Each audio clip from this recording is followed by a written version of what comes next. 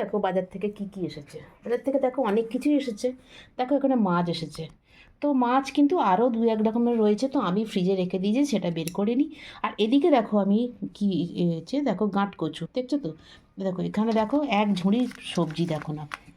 এদিকে রয়েছে দেখো বিট রয়েছে, হ্যাঁ বিট আছে, কড়াইশুঁটি আছে, আর দেখো গাজর আছে, টমেটো আছে, আর এদিকে দেখো গাঁট কচু আছে। এই গাঁট কচু দিয়ে কিন্তু মাছটা আজকে ঝোল হবে। যে যাই হোক, তো আজকে খুব ইচ্ছা আছে। এদিকে দেখো ঢ্যাঁড়স দেখছো, বেশ সুন্দর সুন্দর ঢ্যাঁড়স। জানো তো ঢ্যাঁড়স কচি আছে কি না সেটা কিভাবে তুমি বুঝবে? এই যে ঢ্যাঁড়সের পেছনে যে এটা আছে না, এই ভেঙে দিলে, যদি ভেঙে যায় তাহলে কিন্তু ঢ্যাঁড়স জানবে যে অবশ্যই কচি আছে। আর এখানে দেখো বেশ অনেকটাই কাঁচা লঙ্কা নিয়ে এসছে, কি সুন্দর সবুজ পিত্তি রঙের কাঁচা লঙ্কা। তো যাই হোক, তো এই আজকে বাজার তো এলো। আর আলুর সাইজ দেখেছো, এত বড় বড় আলু। তো যাই হোক, এবার বুঝতে পারছি না কি করব। দেখি এবারে মাথা ঠান্ডা করে ভাবতে হবে ঠিক কি কি রান্না করব না করব।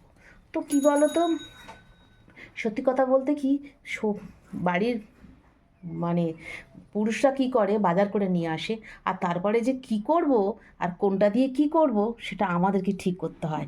তো ঠিক কিনা বলো?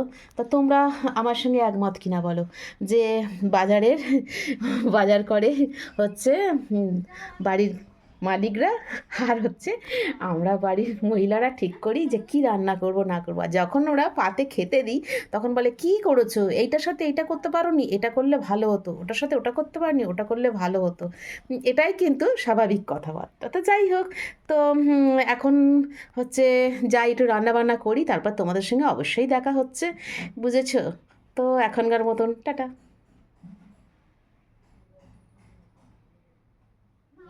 তো দেখো চলে এলাম আমি, কি কি রান্না করলাম। সবজি তো দেখালাম, বললাম দাও একটু পরে দেখা হচ্ছে।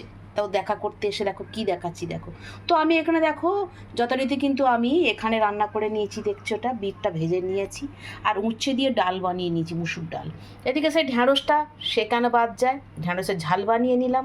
আর সেই সঙ্গে সঙ্গে দেখো এখানে কচু দিয়ে আর মাছটা ঝোল করে নিলাম, জানো তো। আর এদিকে কিন্তু আরও একটা জিনিস আমি বানিয়েছি, সেটা দেখো। সেটা হচ্ছে এই দেখো, কই মাছ দিয়ে মাছের ঝোল করলাম। আর তাহলে আর বাকি রইলো কী বলো তো, ভাতটাও রান্না করে নিয়েছি। তো আজকের এই সব রান্না করেছি, জানো তো। তোমরা কে কী খাচ্ছ সেটা অবশ্যই আমাকে জানিও।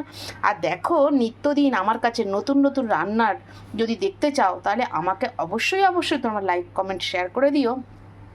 আর পারলে আমাকে সাবস্ক্রাইব করেও দিও কিন্তু, বুঝলে?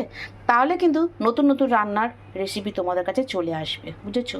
আর এত ভালো ভিডিও তোমাদের সাথে আমি শেয়ার করতে পারবো।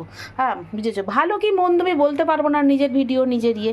তবে তোমাদের সঙ্গে শেয়ার করতে পারলে অবশ্যই আমার ভালো লাগবে, বুঝতেই পারছো। তো এখনকার মতন কেমন, টাটা।